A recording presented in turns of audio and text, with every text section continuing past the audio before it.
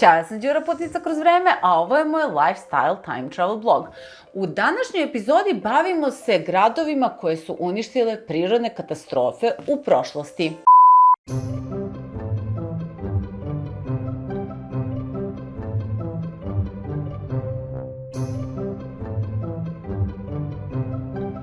Na prirodne katastrofe čovek nikada ne može biti u potpunosti spreman. Dakle, vi ne možete znati kada može doći do neke poplave, do tsunamija, tornada, vulkanske erupcije ili zemljotresa. Da, određena područja su podložnija određenim tipovima prirodnih katastrofa, zato što se određeni gradovi nalaze ili na nekom trusnom području, ili u blizini vulkana, ili na obali okeana, pa su podložni tsunamijima od, recimo, gradova koji se nalaze u unutrašnjosti, ne znam, recimo Evrope, u centru Evrope. Isto, ako imate vulkan u blizini, vi ste u opasnosti da će taj vulkan nekada proraditi, a ako nema vulkana, onda nemate problem. Mislim, imate problem, zato što dođe do vulkanske erupcije, onda taj pepeo koji ode u vazduh, on napravi jedan film oko cijele planete, recimo, ili oko dela planete, i onda ne može prolaziti sunčeva svetlost. I da se vratimo na tematiku videa, a to su gradovi, istorijski značajni gradovi, koji su stradali usled neke prirodne katastrofe. Dakle, koja je prirodna katastrofa ili sravnila sa zemljom, ili nanela veoma velike posledice. Prvi grad je Filipi u Grčkoj. Nalazi se u blizini Kavale, a ranije se zvao Krenides. Osnovan je, recimo, negde u 4. veku pre nove ere, 360. 359. godine pre nove ere, kao kolonija Tasosa. Već 356. godine pre nove ere njega osvaja Filip II. Makedonski i menja mu ime u Filipi, mislim, po sebi. Očigledno. Zašto je njemu bio značajan ovaj grad? On se nalazio na obronku močvare, tako da ne bi kao trebalo da bude značajan, ali kroz ovaj grad je prolazio put koji je išao od Amfipolisa do Neapolisa. Neapolis je današnja Kavala. I on je bio jako značajan strateški i još dodatno, tu su se nalazili rudnici zlata. I Filip II. Ovaj grad opasao zidinama i sagradio je prvi teatar ovde, tako da nije to bio sada, nije on hteo samo da napravi neki gradić tu za rudare, već da to bude pravi grad, da tu ima kulture, da tu ima svega, da se veselu, da gledaju asfalt.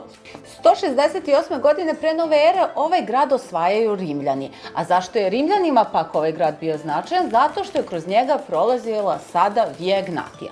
Via Egnatia je rimski put koji su napravili u 2. veku pre nove ere kako bi povezali provincije Iliriku, Makedoniju i Trakiju. I išao je od Tirahije, ono što je današnji Drač, do Bizantijuma, što je današnji Istanbul.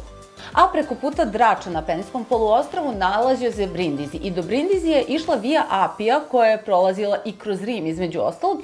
I Via Apia i Via Egnatia zapravo su jedan trgovinski put koji ide od Rima pa sve do sadašnjeg Istanbula ili tadašnjeg Bizantijuma. Jedan deo je morao da se prođe morem, naravno, ali je to dosta olakšavalo trgovcima ceo taj proces. Filip je veoma značajan za istoriju Rima. Zašto? Zato što 42. godine pre nove ere desila se bitka kod Filipija. Kakva je to bitka? Nakon Cezarovog atentata, Marko Antonije i Oktavijan Avgust jurili su Bruta i Kasija, ove koji su ubili Cezara, dakle, i oni su njih zapravo konačno pobedili kod Filipija. Nakon te bitke, nakon te pobede, oni su odlučili da raspuste jedan deo svoje vojske, veterane da raspuste i da oni su im rekli, evo izvolite, naselite se ovde, baš vam je lepo. Filip II. Delimično i prethodno je isušio tu močvaru koja je bila, dakle ima lepog zemljišta, tu vam blizu more, uživajte. Nakon što su se naselili veterani, postepeno raste broj stanovnika, tu se i lokalci naseljavaju i postaje jedan veoma živ i jedan veoma značajan grad. Kao mali Rim, znači napravili su forum, znači trg, koji možete i dan danas da vidite oko trga, tu je bila kurija koja je zapravo bila kao gradska kuća na neki način, dakle tu su se donosile odluke, hramovi, pijaca, dakle jedan pravi rimski grad. Teatar je nadograđen i prilagođen rimskim spektaklima o borbama sa životinjama, a rudnik zlata i dalje radi. A Filipi se spominje i u Novom Zavetu. Apostol Pavle, Sveti Pavle, je išao u svoje misionarske misije. Možda prvi grad koji on posetio u Evropi na tom svom putu prosvetljenja je upravo bio Filipi, što je i zabeleženo u poslanici Filipljanima.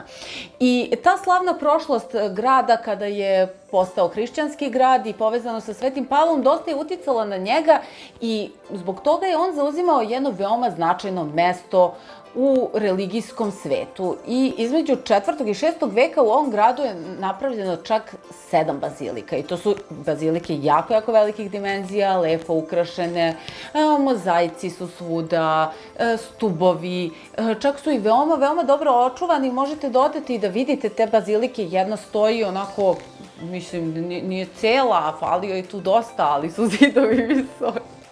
Filip je bio i episkopsko središte od 4. veka nove ere. I dakle, u hrišćanskom periodu ovaj grad je bio značajan zbog povezanosti sa Svetim Pavlom. I u ovom gradu se prilično lepo živelo do 6. veka, a onda kreće jedna nedaća za drugom. 547. godine ovaj grad i njegove stanovnike napada kuga. Nakon čega, krajem 6. veka, Sloveni opsedaju grad, Sloveni napadaju ovaj grad, a pošto, kao što i znate sami iz prakse, ako se dese dve loše stvari, tu je i treća. I ta treća stvar koja ih je dokusurila, 619. godine došlo je do katastrofalnog zemljotresa, od kog se ovaj grad nikada nije oporavio. Možda bi se oni oporavili da nisu imali prethodne katastrofe koje su značajno oslabile grad i ekonomski, i društveno, i verovatno po pitanju morala, jer jednostavno krene, zaređa, pa mislim, ne možete, dokle u jednom trenutku puknete, odete, znači nema više. Drugi grad je Herakleja Linkestis u Severnoj Makedoniji u blizini Bitolja, dakle jug Severne Makedonije. Sudbina Herakleja Linkestis nalikuje na sudbinu Filipija i dosta tu događaja se nekako poklapa. I ovaj grad je osnovao takođe Filip II. Makedonski.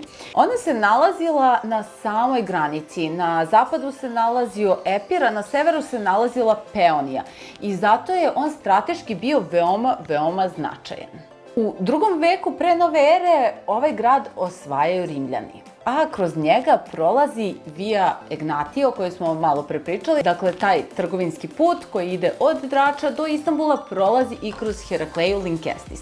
I zato je ona veoma značajna. Tada kada ga Rimljani osvajaju, oni od njega prave isto jedan klasičan rimski grad. Dakle, tu su Hadrian je sazidao teatar, tu postoje i kupatila, terme, dakle da imaju gde da se kupaju, da uživaju u svim aktivnostima kojima se bave Rimljani i u kojima uživaju i Rimljani.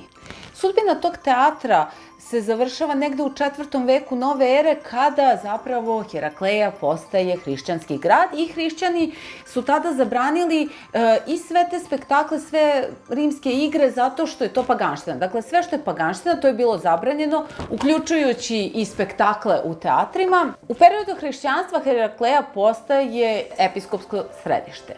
Grade se bazilike, velika, mala bazilika, imamo nekropolu iz tog perioda, groblje, imamo episkopsku palatu i ono što je interesantno to je da je Herakleja Linkestis veoma dobro očuvana.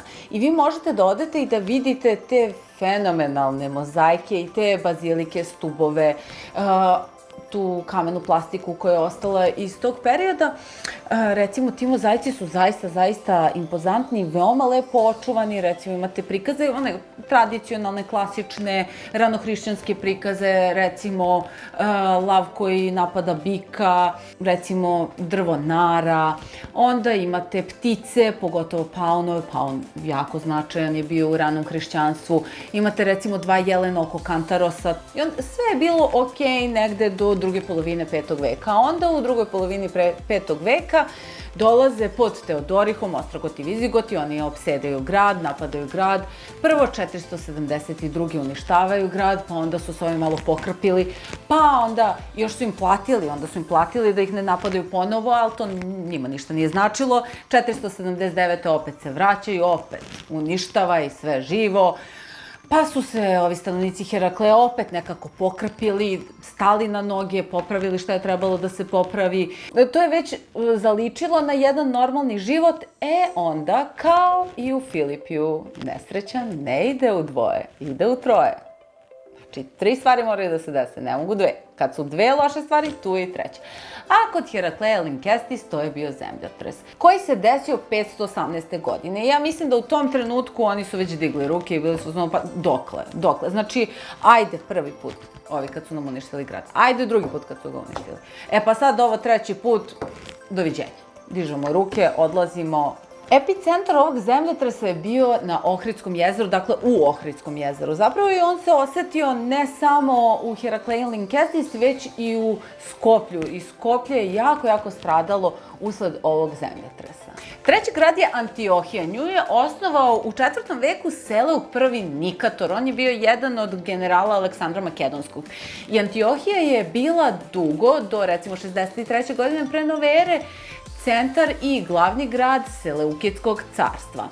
Ono što je interesantno, to je da je ovaj grad ritualno osnovan. Kako? Tako što su orlu, koji je Zevsova ptica, dali meso žrtvovane životinje. Na mestu na kojem je orao ostavio tu žrtvu, oni su sagradili grad. I taj grad je bio u startu planiran. Dakle, tu je postojao jedan urbanistički plan. On je urađen po hipodamovskoj šemi, što znači da su se ulice sekle pod pravim uglovima. Kao New York, kao Barcelona, kao Olint. Ovaj grad se zvao i Tetrapolis. Zašto su ga zvali Tetrapolis? Zato što je bio sačinjen iz 4 manja grada, zapravo iz 4 naselja koja su bila opasana bedemima. I u ovom gradu postojali su hramovi, postojali su trgovi, agora, dakle, je postojala. U naselju koje se nalazilo na ostrvu reke, verovatno se nalazila i palata Seleukida. I taj grad je zapravo bio jedan kosmopolitski grad, jedan liberalan kosmopolitski grad u kojem je bilo dosta učenih i liberalnih ljudi. Stanovništvo je bilo mešano, tu su bili i Makedonci, i lokalci, i Jevreji koji su od starta imali sva prava kao i ostali stanovnici Antiohije. A svoj uspeh Antiohija duguje poziciji na kojoj se nalazila zato što je bila odlično pozicionirana za trgovinu. I kroz njega su prolazili različiti putevi koji su povezivali istok i zapad. A pošto je ovaj grad bio liberalan, društvo se često i bunilo i tu je bilo dosta tih pobuna stanovništva protiv Seleukida. I šta su oni na kraju radili? Na kraju su oni podržali zapravo Rim da dođu i da ih osvoje. Rekli su, ajde vi da dođete, mi ćemo vas da podržimo, ne možemo ovo više da gledamo, ali da mi budemo slobodan grad. I tako je i bilo. Oni su zadržali status slobodnog grada, ali su bili pod Rimljanima. I Rimljani su prepoznali tu idealnu poziciju Antiohije, tako da je ona postala i prestonica provincije Sirija. I kao što to biva sa Rimljanima, oni kada osvoje neki grad, oni ga prilagode svojim potrebama, tako je bilo i sa Antiohijom. A Antiohija je bila jedan veliki grad, ona je imala preko 500.000 stanovnika. U to vreme možete zamisliti 500.000 stanovnika, pola miliona stanovnika, zaista jedan ozbiljan grad. I Rimljani su u njemu izgradili forum, izgradili su terme, izgradili su akvadukt, cirkus, što je hipodrom, dakle za trke kočijama, oni su i to izgradili, teatre, mislim sve ono što čini infrastrukturu jednog klasičnog rimskog grada. A koliko je pozicija Antiohije bila dobra, toliko je ona bila i loša. Zašto? Zato što se Antiohija nalazi na trusnom području. I to ih je dosta koštalo, a jednog imperatora je čak moglo da košta i života. 115. godine nove ere, imperator Trajan je odlučio da provede zimu upravo u Antiohiji. Ali, šta se desilo? 13. decembra 115. godine nove ere dolazi do ogromnog zemljotresa. Prvog zemljotresa koji je zabeležen u istorijskim izvorima i jednog od najvećih zemljotresa koji su se ikada desili. Ovaj zemljotres je na površini imao intenzitet od 7,5 stepeni i maksimalni intenzitet 11 na Merkalijevoj skali intenziteta. A ovaj zemljotres je posle pokrenuo jedan tsunami. Tako da nesreća nikad ne ide sama. Šta se desilo sa Trajanom? Trajan je preživeo. Kako se Trajan spasio? Trajan je otišao na hipodrom, dakle na cirkus, jer tu nije bilo opasnosti da će nešto da mu padne na glavu i on je nekoliko dana dok se nije smirilo tlo, zato što kad je zemljotres onda je veliki potres, pa onda manji potresi i da mu ne bi nešto palo na glavu, da ga ne bi nešto ubilo, da bi on sačuvao živu glavu, on je otišao i boravio nekoliko dana na sred cirkusa. Za razliku od ostalih gradova, ovaj grad su obnovili. Trajan i Hadrian su obnovili ovaj grad samo što on više nije imao preko pola miliona stanovnika, već oko 400.000 stanovnika. Dakle, možete da vidite koliku štetu i koliko žrtava je naneo ovaj zemljotres. I to bi bilo to za naš današnji video. Hvala što ste nas gledali i znate i sami, like, subscribe, share, send to all i vidimo se u sledećem videu. Ćao!